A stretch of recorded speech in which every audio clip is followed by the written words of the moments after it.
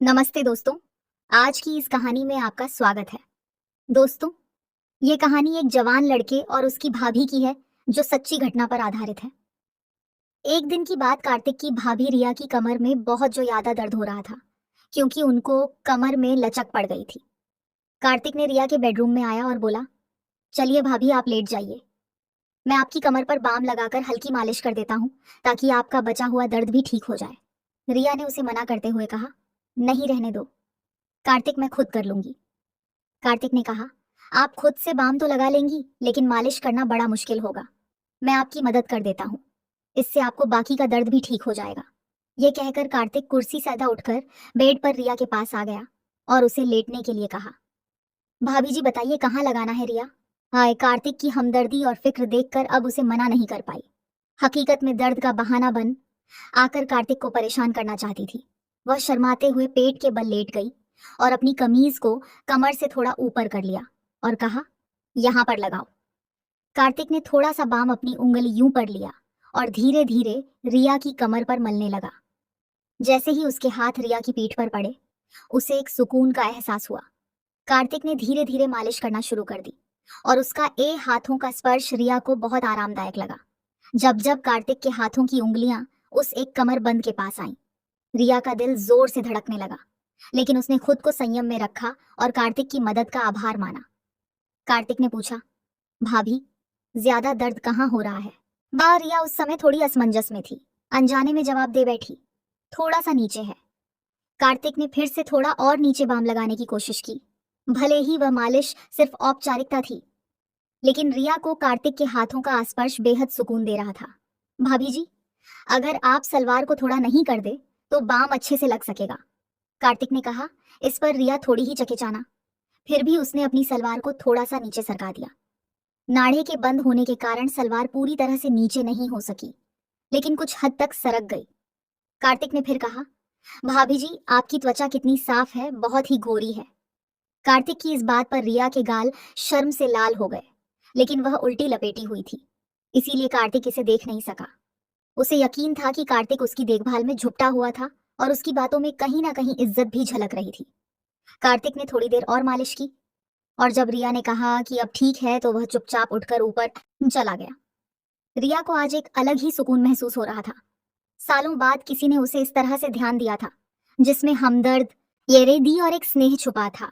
कार्तिक के बारे में सोचते हुए कब नींद में खो गई उसे पता ही नहीं चला। अगली सुबह जब जागी तो उसने खुद को तरोताजा और शांत महसूस किया। नहाने के बाद दरिया ने बहुत सलीके से तैयार होकर ब्लैक रंग का सफेद कढ़ाई वाला जोड़ा पहना और ऊंची ही एल के सफेद सैंडल भी पहने। हल्का सा मेकअप करने के बाद वह किचन में नाश्ता तैयार करने लगी। नाश्ता बनाते समय हर बार वह किचन के दरवाजे पर आकर सीढ़ियों की ओर देख रही थी। कार्तिक एक काम पर जाने का समय हो गया था। जैसे ही वह नाश्ता तैयार करके बाहर आई, कार्तिक सीढ़ियों से नीचे उतर रहा था। आज तो बहुत ही बेहतर लग रही है भाभी जी, लगता है कल की मालिश का असर हुआ, कार्तिक ने मुस्कुराते हुए कहा। उसकी नजरें रिया के लिबास और फिर पेंसिल हिल वाले सैंडल पर थीं। रिया ने भी मुस्कुराते हुए जवाब दिया, असर तो हुआ, लेकिन तुझे कैसे पता? कार्तिक थोड़ा शर्माते हुए बोला, भाभी जी, आज आपने हमेशा की तरह हील के सैंडल जो पहने हैं तो मुझे लगा कि कमर का दर्द अब ठीक है। रिया ने हंसते हुए कहा, बिल्कुल बिल्कुल सही पहचाना तूने। अब डाइनिंग टेबल पर बैठ, मैं नाश्ता लेकर आती हूँ। फिर दोनों साथ में नाश्ता करने लगे। इसी इसी बीच कार्तिक ने रिया से पूछा, भाभी जी, आप कभी साड़ी नहीं पहनती क्या? रिया ने जवाब दिया, पहनती हूँ, लेकिन बहुत कम साल में, एक आध बार अगर कोई खास मौका हो तो। क्यों? सहसा कार्तिक ने कहा, नहीं, बस इसलिए कि मैंने आपको कभी साड़ी में नहीं देखा। मेरा ख्याल है आप पर साड़ी बहुत ही खूब जमेगी। फिर कार्तिक जाते समय बोला, भाभी जी, रात का खाना मैं बाहर से ही ले आऊंगा, आप बनाना मत इस पर। रिया ने मुस्कुराते हुए कहा, ठीक है। तो कार्तिक ने फिर कहा, अगर किसी और चीज की जरूरत हो तो बता दीजिए, मैं आते समय लेता आऊंगा।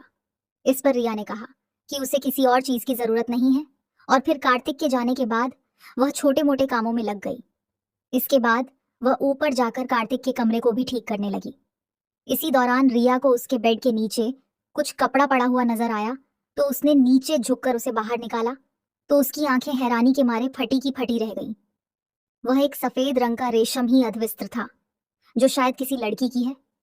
रिया ने उसे ध्यान से देखा और समझ गई कि किसी की व्यक्तिगत चीज हो सकती है जो गलती से यहाँ रह गई हो। उसने तुरंत ही कपड़े को एक तरफ रख दिया और कमरे की मधी सफाई करने लगा। इसी बीच उसे 3 दिन पहले की घटना याद आई। रोहन और रीना इसी कमरे में एक दूसरे के साथ थे। उसे लगा कि यह कपड़ा शायद रीना का ही होगा। रिया ने कपड़े को उठाकर देखा तो उस पर कुछ सफेद दाग नजर आए। उसे समझ ये देर नहीं लगी कि वह लोग कैसे हैं।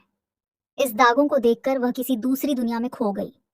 तभी अचानक बाहर मुख्य दरवाजे पर दस्तक हुई तो उसने उस कपड़े को वापस बैठकर नीचे रखा और बाहर आकर दरवाजे की ओर देखा। उसने यह देखा कि पड़ोस में रहने वाली कोमल भाभी खड़ी थी। अरे भाभी, मैं अभी आती हूँ, रिया ने कहा और जल्दी से कार्तिक का कमरा बंद किया और नीचे आकर दरवाजा खोला। कोमल जो पड़ोस में रहती थी अपनी उम्र के 35वें दशक में थी और घर में ही ब्यूटी पार्लर चलाती थी।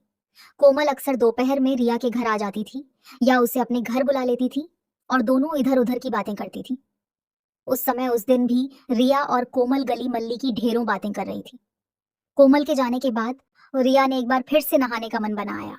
सुबह कार्तिक ने साड़ी का जिक्र किया था, इसलिए नहाकर उसने नीले रंग की प्रिंटेड साड़ी पहन ली और साथ में सिल्वर रंग का पेंसिल हील वाले खूबसूरत सैंडल भी पहने। कार्तिक के आने का समय भी हो चला था और वह शाम के 4 बजे ही आ गया। जब रिया ने दरवाजा खोला तो कार्तिक उसे बड़े गौर से देखने लगा। उसे अपनी ओर इस तरह से ध्यान से एकता हुआ देखिया। मुस्कुराते हुए अदा से बोली, ऐसे क्या देख रहे हो? कार्तिक मुस्कुराते हुए बोला, वाकई भाभी, आज आप इस साड़ी में बहुत ही खूबसूरत लग रही हैं। ये कहकर वह अंदर आ गया और वह साथ में रात का खाना भी लाया था। आ भाभी, मैं ऊपर जा रहा हूँ। फ्रेश होने के लिए आप एक गिलास शरबत बना दें। ई प्लीज। रिया ने उसकी ओर मुस्कुराते हुए देखा और कहा, हाँ हाँ क्यों नहीं। उसके बाद कार्तिक ऊपर चला गया और फ्रेश होकर जब नीचे आया तो उसने एक आरामदायक टी शर्ट और शॉर्ट्स पहना हुआ था।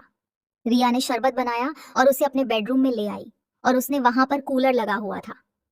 कार्त एक रूम में आकर सामने वाली कुर्सी पर बैठ गया और रिया भी बेड पर टांगे नीचे लटकाकर बैठ गई। दोनों इधर उधर की बातें की। इस दौरान कार्तिक ने रिया से पूछा, भाभी, अब आपकी कमर का दर्द कैसा है? रिया मुस्कुराते हुए बोली, अरे अब तो मैं बिल्कुल ठीक हूँ। कल तहे इतनी अच्छी मालिश जो की थी। कार्तिक ने अपना शरबत का गिलास साइड टेबल पर रखते हुए कहा, भाभी आप आराम से लेट जाइए, मैं एक बार और बाम से आपकी मालिश कर देता हूँ ताकि आपकी तबीयत और भी अच्छी हो जाए। रिया ने मना करते हुए कहा, नहीं कार्तिक, मैं अब बिल्कुल ठीक हूँ। लेकिन कार्तिक ने कहा, भाभी आप मेरे लिए हमेशा इतना करती हैं, क्या मैं आपके लिए इतना भी नहीं कर सकता? चलिए लेट जाइए। रिया ने उसकी बात को टाल ना सकी और खाली ग्लास टेबल पर रखते हुए बोली, अच्छा बाबा तू मानता नहीं, लेटती हूँ। पहले सैंडल तो उतार दूं? सैंडल उतारने की जरूरत नहीं है भाभी, इतनी खूबसूरत सैंडल आपके हसीन पैरों की खूबसूरती को और भी बढ़ा रहे हैं। आप ऐसे ही लेट जाइए, कार्तिक ने थोड़ी चंचलता से कहा। रिया को उसकी बात पर हंसी आ गई और वह उसकी बात मानकर बेड पर लेट गई। उसने साड़ी पहनी हुई थी, इसीलिए उसकी कमर कार्तिक की नजरों के सामने थी। या कार्तिक ने बाम को उंगलियों पर लगाया और रिया की कमर की मालिश करने लगा। रिया ने कार्तिक से पूछा, एक बात बता कार्तिक, तुझे मेरी ऊंची हील वाली सैंडल बहुत पसंद है ना?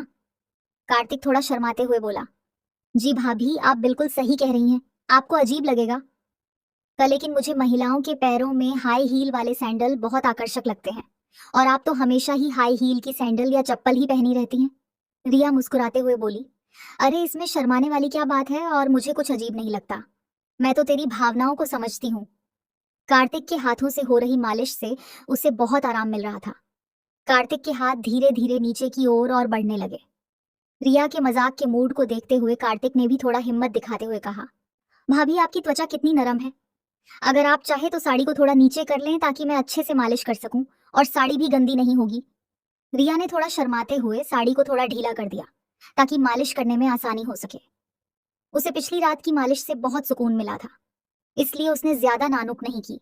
जैसे ही रिया ने साड़ी डी को ढीला किया, कार्तिक ने धीरे से साड़ी को नीचे की ओर कर दिया ताकि वह अच्छे से उसकी कमर की लिश कर सके। लेकिन उसी समय रिया को एहसास हुआ कि उसने जल्दबाजी में कोई गलती तो नहीं कर दी है और उस थोड़ी असहजता महसूस हुई। उसने तुरंत स्थिति को संभाले हुए साड़ी को सही किया और कार्तिक को रुख का असंकेत दिया। कार्तिक ने बिना कुछ कहे धीरे धीरे रिया की कमर की मालिश जारी रखी तो उसे जैसे ही गहकून मिल रहा था। वह मालिश से मिलने वाले आराम का आनंद ले रही थी और उसे कोई आपत्ति नहीं हुई। कार्तिक ने मालिश को जारी रखते हुए धीरे धीरे अपने हाथों को मरा नीचे की ओर बढ़ाया। रिया को मालिश से राहत मिल रही थी, लेकिन उसे महसूस हुआ कि कार्तिक ने थोड़ी और हिम्मत कर ली है। उसने ने महसूस किया कि उसकी पीठ पीछे के निचले हिस्से में ज्यादा ध्यान दे रहा है। रिया को यह महसूस हुआ कि उसके साड़ी कोट थोड़ा और ढीले हो गए हैं, और उसने वह सब किया। दोस्तों, मेरी कहानी कैसी लगी आपको कमेंट कर ये बताएं। मेरे चैनल को लाइक, शेयर एंड सब्सक्राइब करें। मिलती हूँ एक और नई रोमांटिक वीडियो के साथ।